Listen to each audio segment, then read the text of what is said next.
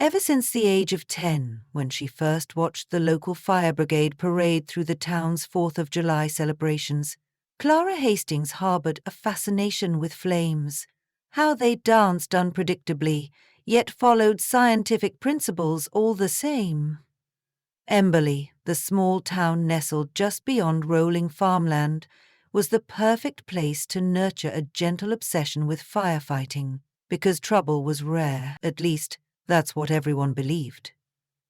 Clara joined Emberly's volunteer firefighter unit at 22, thrilled at the chance to protect a community that felt more like family. The station, with its faded red exterior and single-engine truck, became her second home. She even kept an overnight bag there, just in case duty ever beckoned at odd hours. Clara's father had done the same volunteer work decades before, but the biggest blaze he ever responded to was a brush fire caused by a careless camper. The same pattern held for Clara's early years on the force.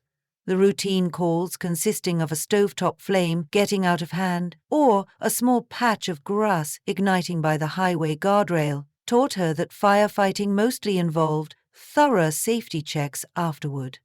Embers rarely threatened to consume the entirety of Emberly's farmland or structures. But everything changed on a crisp autumn evening when the volunteer department was alerted to a dilapidated barn fire on the edge of Old Man Pickett's property. When the tones sounded in the station's ancient PA system and Clara jumped into her boots, she assumed it would be another minor incident. Perhaps a local kid had accidentally sparked a small fire exploring an abandoned building, or a stray lightning strike during one of Emberly's unpredictable fall storms had ignited the rotted straw inside. She guided the engine off the station's short driveway, flipping on sirens as she navigated the narrow rural roads. Her fellow volunteer, Dwight, perched in the passenger seat, steadying the radio and providing directions. They arrived to find the barn partially ablaze, flames licking the rafters while a swirl of ash drifted into the moonlit sky.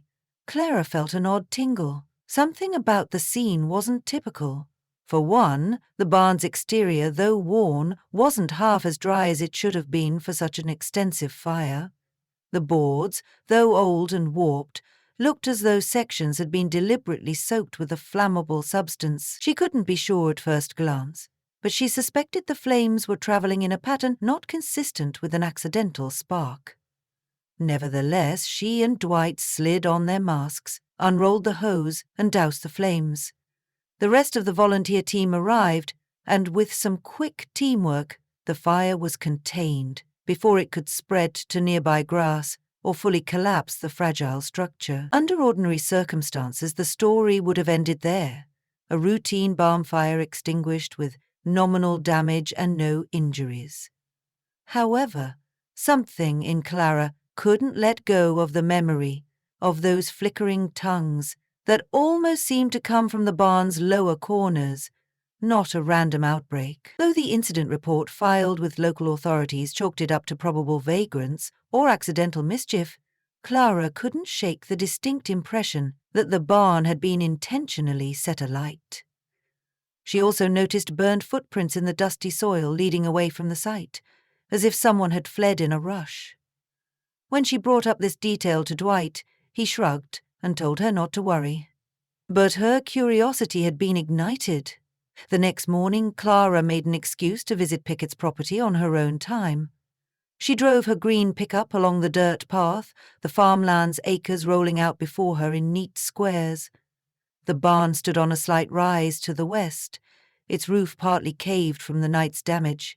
Upon arrival, she felt the hush of the countryside pressing in. No rustling of cows in a pen, no scurrying of barn cats, only the soft whistle of wind through the scorched beams. The odor of smoke and char lingered, along with a faint chemical smell that didn't belong in an ordinary farm environment. Carefully, Clara stepped inside, mindful of her boots on blackened debris. Piles of straw were soggy with leftover water from the previous night's firefight, but there were pockets of dryness where the fire hadn't reached. She moved along the perimeter, leaning in close to examine the walls, In any typical barn fire, especially accidental, the burn patterns would show a slow upward climb if started at floor level. But these patterns weren't consistent. Rather than one big char line, she found multiple smaller arcs, almost symmetrical. She jotted notes on a small notepad: multiple points of ignition, chemical residue, evidence of forced burn pattern. Though she'd acquired only modest training, she recognized the hallmark of an accelerant. Searching deeper, she spotted something half buried beneath a pile of charred wood. A small canister with a cracked lid that smelled of gasoline mixed with something else. She carefully picked it up with a cloth, her heart pounding. Someone had wanted this barn to burn badly, yet there was no official record that it was anything other than a petty arson. She had a hunch there was more to it. Before leaving, she decided to climb a precarious ladder to a loft area that seemed relatively untouched by the flames. Though the ladder swayed under her weight, she managed to hoist herself up. Sunlight streamed through the battered roof, illuminating what looked like crates hidden behind an old tarp. With cautious steps, she made her way closer.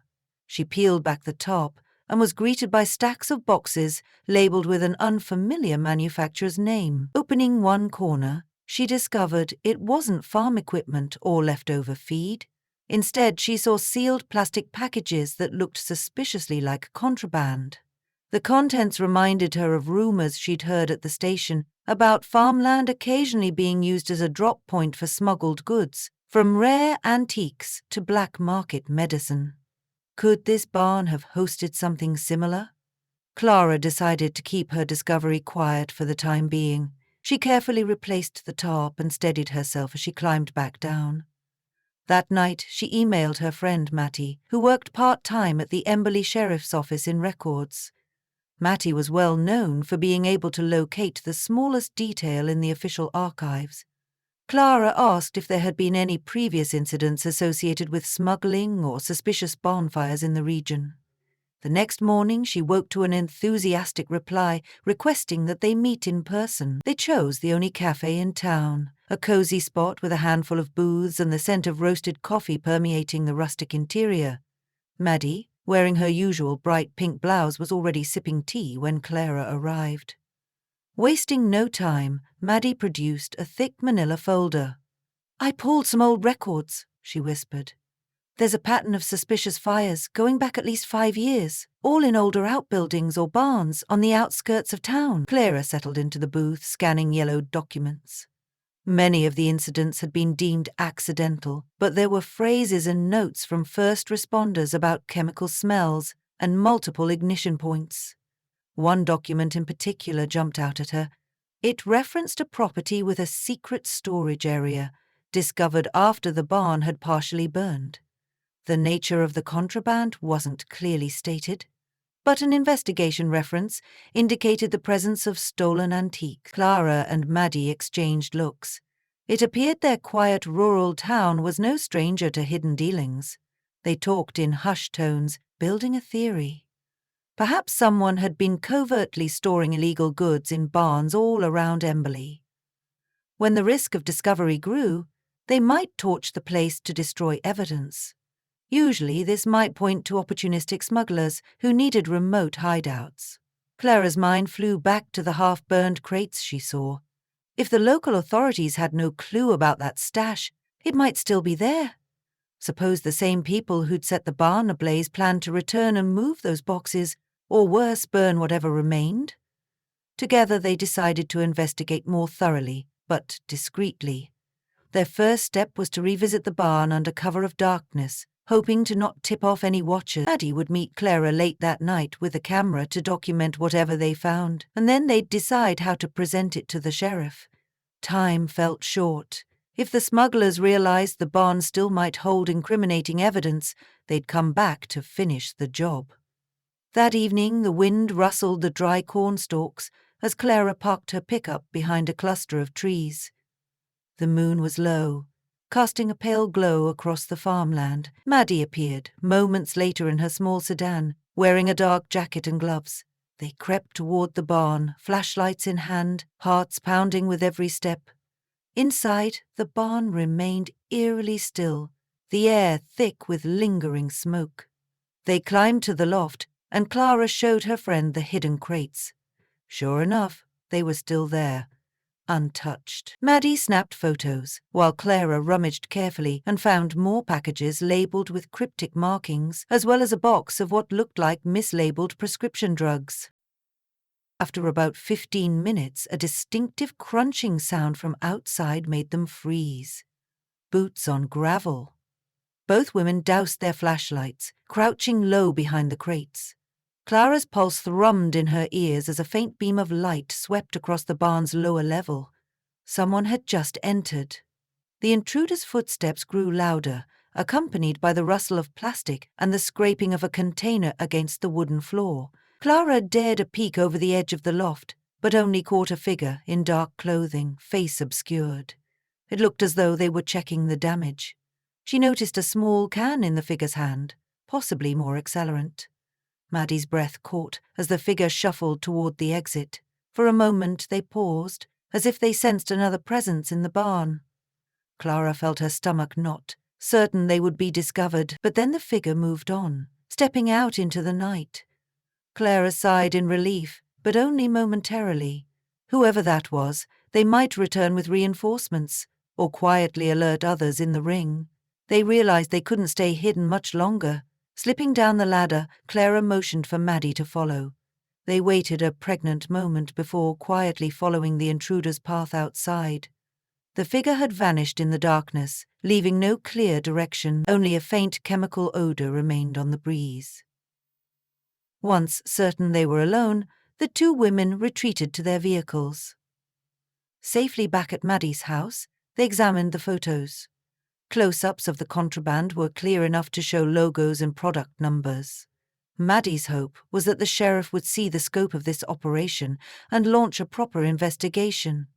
Still, they both felt uneasy. Emberly wasn't exactly known for major crime, and the local authorities might be reluctant to take on a complicated smuggling case without clear suspect leads. Clara decided to approach the sheriff's department carefully, starting with a contact she trusted. That contact was Deputy Terence Moore, a level-headed officer who often processed the department's evidence. She would ask him for confidential advice on next steps. The following day, Clara found Deputy Moore in his cramped office. The deputy listened attentively as she described the suspicious circumstances and the photos Maddie had taken. His eyebrows raised with each new detail. "I've heard stories about out-of-state syndicates looking for quiet farmland to hide stuff," he said, "but that's always been rumor.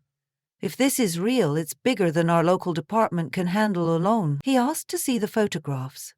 Clara shared them, and the deputy sighed. "We'll need to rope in the state authorities for a more thorough investigation, but if these criminals feel threatened, who knows what they'll do. We have to move fast." He promised to call the relevant agencies and discreetly begin investigating who owned Old Man Pickett's property these days. Pickett himself had passed away 2 years before, leaving the land entangled in inheritance disputes. It remained vacant and largely ignored, a perfect spot for smugglers who wanted minimal oversight. Clara left the station feeling somewhat relieved. Finally, official eyes were on the matter. Yet she knew too well how bureaucracy could drag out. That night she found herself pacing her small living room, the glow of a desk lamp illuminating her father's old firefighter photos, which she kept framed. She felt a twinge of pride because she was honoring the family tradition of protecting Emberly, but also a surge of apprehension. If the people behind the ring decided to accelerate their plans, would more fires erupt around town? Her fear was validated just days later. Another call came in, a barn fire reported on the far side of Emberly. This time the property belonged to the Henderson family, who had been away on vacation. By the time Clara and Dwight arrived, the flames were already devouring the barn's structure. The heat was intense, and once again Clara smelled that same chemical odor she'd noticed at Pickett's place. It took longer to control the blaze, but the team managed to prevent it from spreading to the Hendersons' home. As they fought the fire, Clara's mind spun. This was clearly related.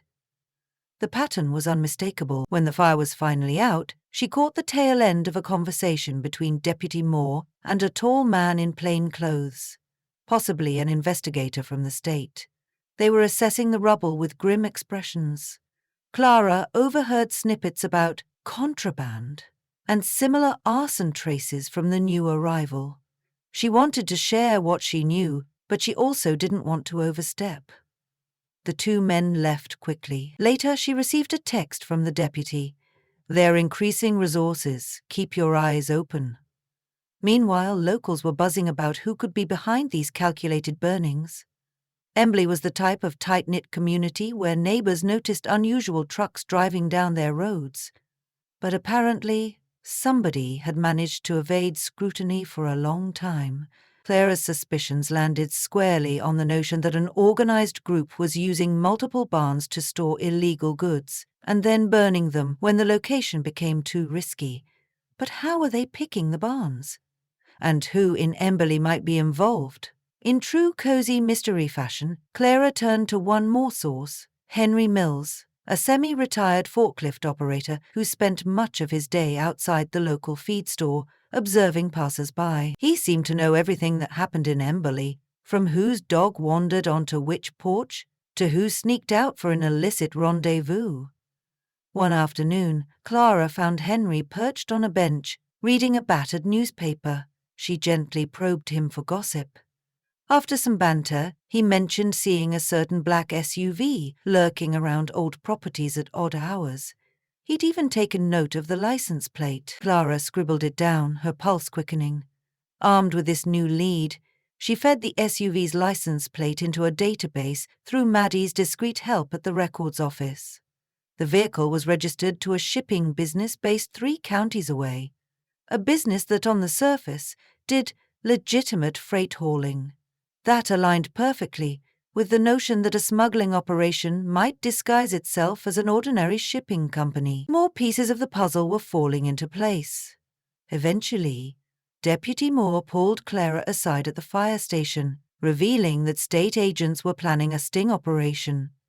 They suspected that the smugglers would soon attempt to move their contraband to a new barn, given that the others had gone up in flames. Moore asked for Clara's assistance, acknowledging that her unique position, volunteer firefighter and hometown local, gave her valuable insight. Of course, Clara jumped at the opportunity. She'd be on call, quietly stationed with a few deputies near another abandoned property known for hosting traveling carnivals in the past. The hypothesis was that the group would relocate the goods there, away from the scrutiny on Pickett's or Henderson's land. Under a starlit sky, Clara found herself hidden behind tall weeds, the smell of late-season flowers mingling with her tension. She wore dark clothing, a radio clipped to her belt. Nearby, Deputy Moore and 2 state agents sat in an unmarked car. Hours ticked by without any sign of movement. Clara tried to stay focused, the cold night air creeping under her jacket. Then, just before midnight, headlights appeared at the far edge of the field. A single black SUV rumbled along the dirt road, followed by a panel truck. She watched, breath caught in her throat, as the vehicles approached the barn. Figures emerged, flashlights dancing across the overgrown grass. The group proceeded to open the barn's large sliding door. One of them scanned the perimeter. Clara pressed herself low, hoping they wouldn't see her. Deputy Moore's voice crackled in her earpiece, directing the state agents to wait until the smugglers began unloading.